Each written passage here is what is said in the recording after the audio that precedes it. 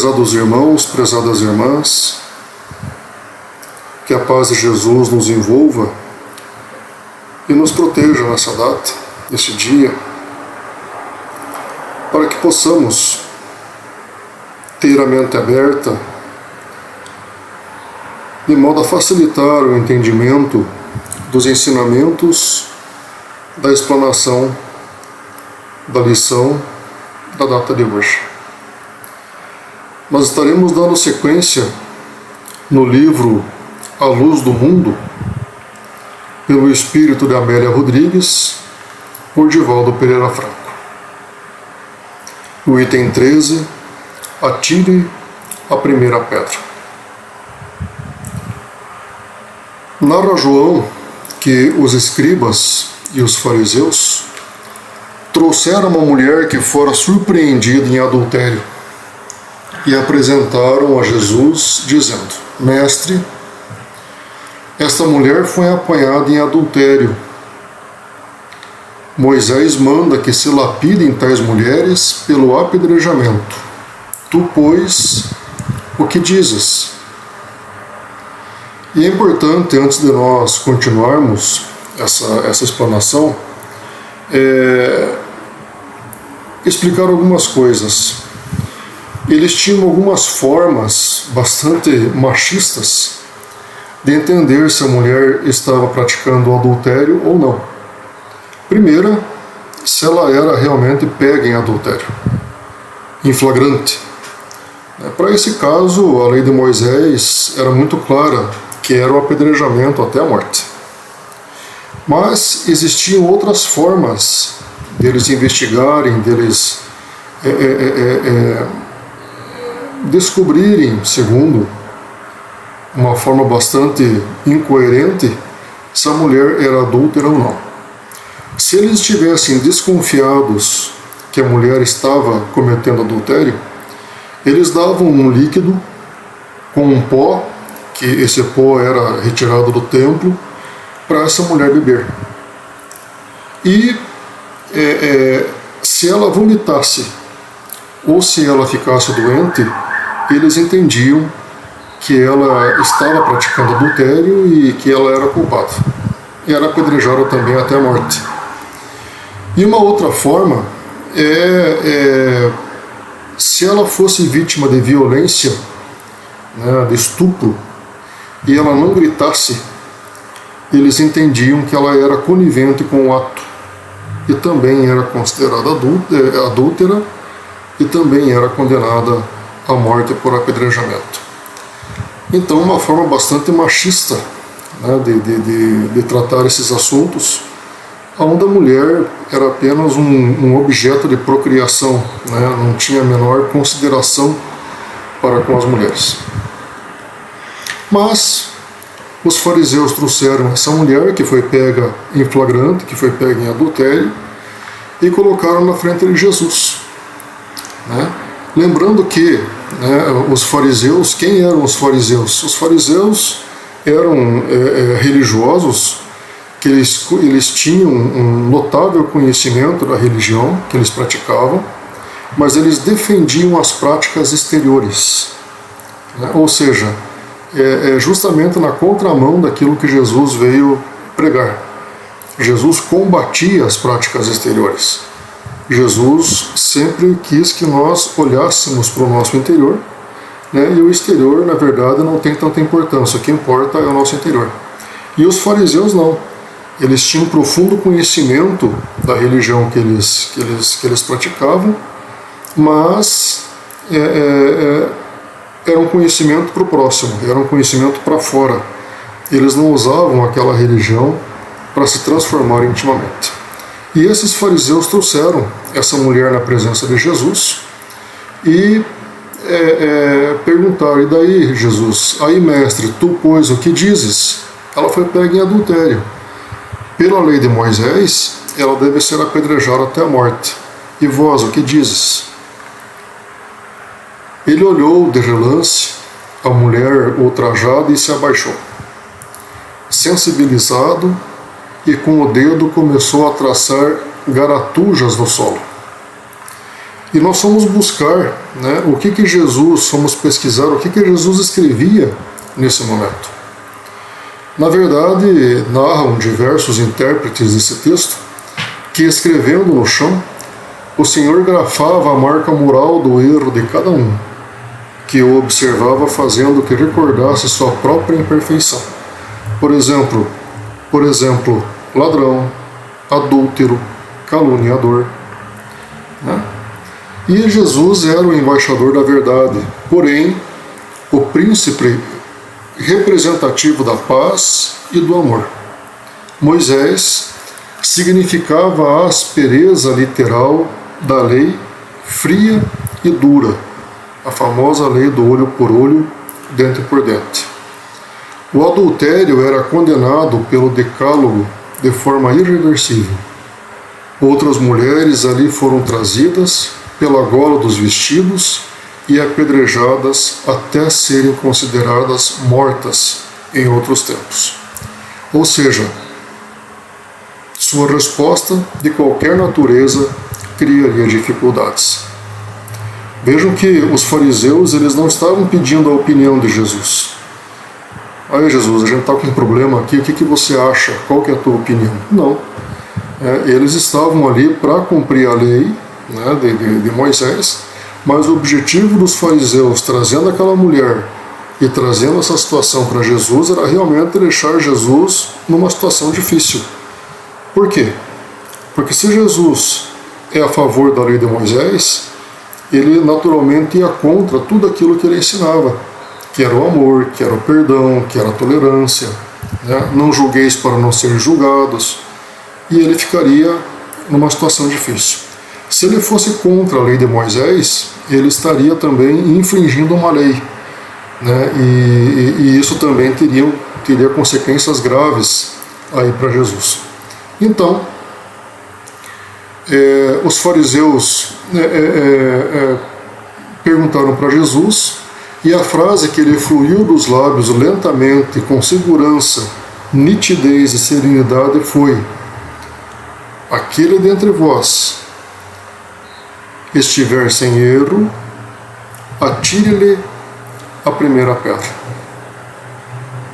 Ou seja, Jesus devolveu o problema para eles. Vejam a sabedoria de Jesus. Vejam a inteligência de Jesus. Né? Jesus devolveu o problema para eles. Aqueles dentre vós que estiver sem erro, que atire a primeira pedra. Aqueles dentre vós que nunca erraram, que atire a primeira pedra. Em silêncio, os circunstantes se afastaram um, a começar dos mais velhos, a terminar pelos mais novos, ficando Jesus e a mulher. Os mais velhos saíam primeiro porque eram os que mais tinham problemas, eram os que mais tinham pecados, né? E é fácil esmagar e exigir quando não se olha interiormente as paisagens do Espírito. Jesus, ficando a sós com a mulher, perguntou para ela: mulher, onde estão aqueles que te acusavam? Ninguém te condenou? Ninguém, Senhor. Ousou responder a meia voz. Então, em vez do cilibar mortífero das pedras, ela ouviu as palavras do perdão e da vida. Nem eu tampouco te condeno. Vai e não tornes a pecar. Vejam a profundeza, a profundidade, o nível profundo que Jesus aborda essa questão. Vá e não peques mais. Quando a gente entende essa passagem, que Jesus orienta essa mulher para que ela continue sua caminhada, mas que não peques mais, seria teoricamente simples, né? Se nós erramos e se nos arrependemos do nosso erro, basta que nós não cometamos esse erro novamente, que as coisas vão melhorando. Só que, na proporção que a gente vai estudando, que a gente vai entendendo um pouco mais essa passagem com essa mulher, a gente vai vendo que ela fez muito além do que Jesus pediu. Essa mulher, ela simplesmente poderia não pecar mais. Ela seguiria dali para frente a sua vida, numa situação bastante constrangedora, porque em Jerusalém ela não poderia continuar, porque todos tinham presenciado, muitas pessoas tinham presenciado aquela cena. Para o seu marido ela não poderia voltar, para o seu pai ela não poderia voltar, na cidade ela não poderia voltar, e ela estava numa situação em que, ok, eu vou continuar, eu não vou pecar mais, mas eu vou para onde? E ela ficou numa situação bastante complicada, né? Não havia lugar para ela em Jerusalém. Que seria dela? Só e desprotegida. O mestre lhe acena com horizontes de renovação, discorrendo sobre a memória do povo, que é duradoura para com as faltas alheias. Vejam que eram problemas morais daquela época, né? A memória do povo, que eram duradoura para as faltas alheias. Veja que é um problema moral assim que nos acompanha até os dias de hoje, né?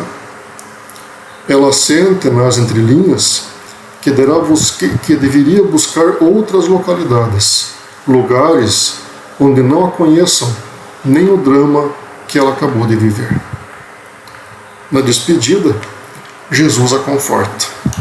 Há sempre um lugar no rebanho do amor para as ovelhas que retornam e desejam avançar. Onde quer que vás, eu estarei contigo, e a luz da verdade, no archote do bem, brilhará sempre à sua frente, clareando o seu caminho. Vejam que na proporção em que ela vivia aquele momento e que Jesus ia orientando, ela tinha um horizonte muito maior à frente dela do que simplesmente não pecar mais. Essa mulher foi uma mensageira da paz de Jesus, das palavras de Jesus. E até aqui é onde nós conseguimos explanar, até aqui é onde nós conseguimos entender um pouco dessa explanação. Quem sabe nós nos vemos na pele dos fariseus. Quantas e quantas vezes nós vemos o erro do outro com raiva, com ódio, querendo resolver as coisas de forma bruta? Quantas vezes nós enaltecemos o erro do próximo em detrimento aos nossos próprios erros? Nós vemos um cisco, nós vemos um pelo no olho do nosso próximo e não vemos uma trave que está em nossos olhos. E aí nós trazemos Divaldo Pereira Franco em uma das suas palestras, em uma das suas explanações, que diz que a ciência evoluiu muito nos últimos anos. A própria lei humana, apesar de ser extremamente imperfeita, porque são feitas por pessoas imperfeitas, ela vem evoluindo. A lei civil, a lei humana, ela vem evoluindo com o passar dos tempos. Porém, a nossa moral não acompanha essa evolução. A nossa moral não acompanha a tecnologia, não acompanha a evolução da ciência. Nós ainda temos erros, faltas graves em nós que talvez nos perseguem desde aquela época. Né? Quando nós não temos tolerância com o erro do próximo, nesse momento em que o nosso país está polarizado politicamente, né, nós achamos correto que o político do lado A põe a fim na vida do político do lado B. E nós achamos correto, não, tem que fazer isso mesmo, porque é só assim o jeito de se resolver as coisas do país. Nós que entendemos, que estudamos a doutrina espírita, né? E por mais que muitas vezes a gente não fale, isso toca o nosso interior. Puxa vida, mas roubam tanto, fazem tanto mal, né? Ainda a gente não conseguiu compreender a lei do amar ao próximo como a si mesmo.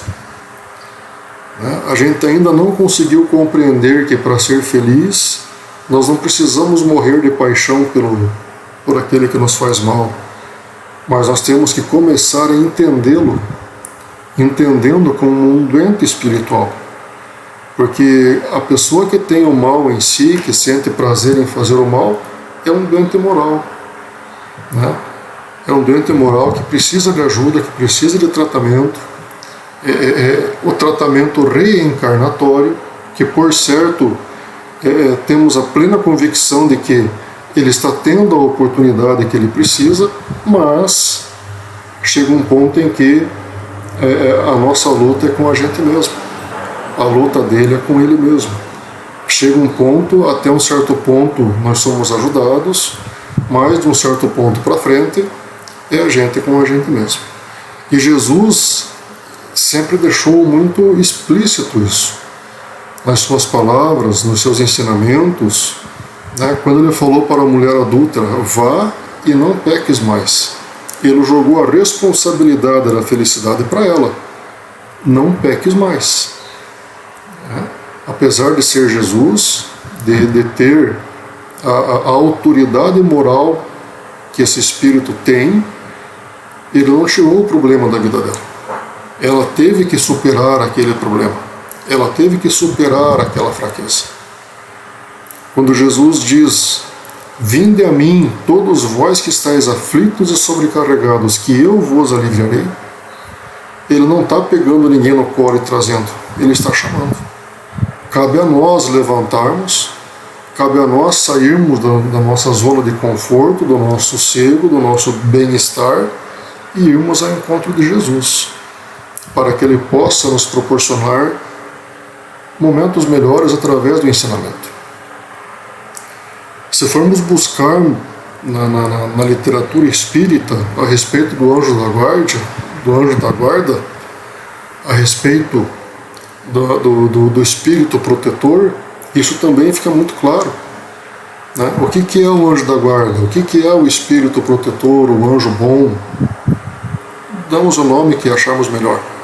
É aquele espírito que nos acompanha desde o momento do reencarne até o momento do desencarne, que já passou pelas vicissitudes, pelas tribulações pelas quais nós estamos passando e que tem condições de nos ajudar.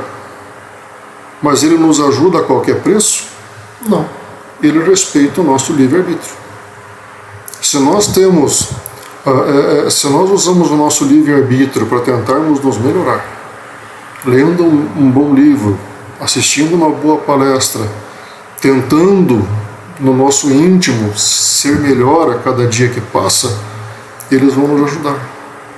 Nós teremos aí não só o nosso anjo guardião, mas inúmeros espíritos que estarão aí à nossa disposição para nos ajudar, porque nós estamos demonstrando boa vontade. Mas, se nós preferirmos dar margem à vida fácil, às coisas mundanas, abandonamos a oração, abandonamos a nossa religião, eles se afastam. Eles não nos abandonam, eles se afastam. Eles respeitam o nosso livre-arbítrio, porque se nós não queremos nada com a nossa reforma íntima, com a nossa melhora moral, não adianta ele querer, né? Eles se afastam. Quando a gente vê que o sapato aperta, quando a gente vê que a dor realmente, os problemas começam a aparecer e aparecer com bastante frequência, eles retornam, porque nós estamos mais abertos para a sua ajuda, para as suas intuições, e com isso, aí sim eles têm êxito, porque nós damos vazão para esse auxílio por parte da espiritualidade. Então Jesus fez isso, né? Fez com ela e fez conosco, né? Ajuda-te, que o céu te ajudará. Vá, mas não peque mais. vem até mim, que eu vou te ajudar. Né? E aí, se nós vamos buscar exemplos desses ensinamentos de Jesus, que ele realmente nos conforta, mas nos devolve a responsabilidade para que nós façamos o que precisa ser feito, porque o mérito vai ser só nosso, ou a responsabilidade vai ser só nossa, isso é muito comum. Como todo bom irmão, como todo bom pai que não dá nada de mão beijada para o seu filho. Ele ensina o seu filho a conseguir, a conquistar, vai amparando, vai ajudando, mas a ajuda, a conquista precisa necessariamente ser daquele que quer aprender, daquele que precisa aprender. Pois bem, 10 anos passados e essa mulher vivia em Tiro, em casa humilde, onde recebe peregrinos, cansados e enfermos, sem ninguém. Um pouso de amor ela erguera ali. Não esquecera jamais daquele entardecer e da entrevista noturna com o Mestre. Tornara-se uma divulgadora da Boa Nova. De seus lábios brotavam espontâneas as referências ao doce Rabi, alentando as almas enquanto limpava as chagas dos corpos doentes. Vejam bem, Jesus só pediu que ela não pecasse mais. Mas ela foi muito além. Além dela não pecar mais, ela se transformou moralmente. Ela se debruçou em caridade, em auxílio ao próximo. Da sua boca só brotavam palavras boas. Ela foi muito além daquilo que Jesus havia pedido. E foi em um cair de tarde que lhe trouxeram um homem quase morto. Ela lhe lavou e pensou as chagas. Deu-lhe caldo reconfortante e tão logo o percebeu aliviado das dores, lhe ofereceu a mensagem de encorajamento em nome de Jesus. Emocionado, confessa a ele que conhecera Galileu. Um dia, num infausto dia em Jerusalém. Odiara-o, então, porque ele salvara a mulher que adulterara, a sua esposa. Mas não tivera para com ele, o ofendido, nenhuma palavra. Veja como esse mundo é pequeno, né? O tempo lhe faria meditar em como se equivocar em seu julgamento. Confessa que, desde algum tempo, vinha buscando a companheira, procurando-a em muitos lugares, sem êxito, até que a doença lhe visitara o corpo, consumindo-lhe as energias. Embargada pelas emoções em desenfreio, naquele momento, a mulher recordou-se da praça e do diálogo à noite com o Mestre. Um decênio antes, reconheceu o companheiro do passado e, sem dizer-lhe nada, segurou-lhe a mão suavemente e o consolou. Deus é amor. E Jesus, por isso mesmo, nunca está longe daqueles que o querem e buscam. Agora durma em paz, enquanto eu velo, porquanto nós ambos já o encontramos. Vejam que interessante que, além dela não ter pecado mais, ela aprendeu a perdoar. Uma das missões, uma das tarefas talvez mais difíceis que nós temos. O perdão. Aprender a perdoar. E muitas vezes nós temos tanta dificuldade em perdoar a falta alheia, plantando sofrimento para nós mesmos. Porque só sofre aquele que não perdoa. Muitas vezes aquele que nos fez o mal, ele não está preocupado com isso. Mas muitas vezes, muito pior do que o mal físico, é o sofrimento moral que nós impomos a nós mesmos quando nós não perdoamos. E aí nós adoecemos, e aí nós não dormimos, e aí nós temos que muitas vezes apelar para medicamentos, porque o nosso espírito, porque o nosso ser dá sinais da necessidade de uma urgente reforma moral. Que Jesus, na sua infinita bondade, nos ensinou tanto e vem nos ensinando até hoje, através dos livros, através das práticas, que nós vemos tantos e tantos irmãos aqui na Terra e no plano espiritual, práticas de amor, práticas de dedicação ao próximo, com o objetivo de nos ensinar na prática como fazer. Assim como uma mulher adúltera que tinha suas fraquezas, que tinha suas limitações, nós também temos. Basta que nós tenhamos o bom ânimo, que nós tenhamos a coragem, que nós tenhamos a determinação que ela teve de fazer uma transformação radical na sua vida. E ela fez porque ela esteve com o Mestre. Mas a mudança surgiu dela. A virada de chave partiu dela.